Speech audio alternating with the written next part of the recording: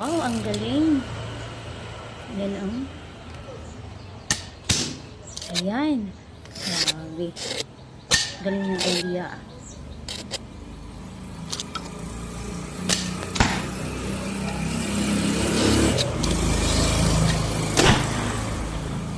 Sana makakagawa tayo ng ganyan.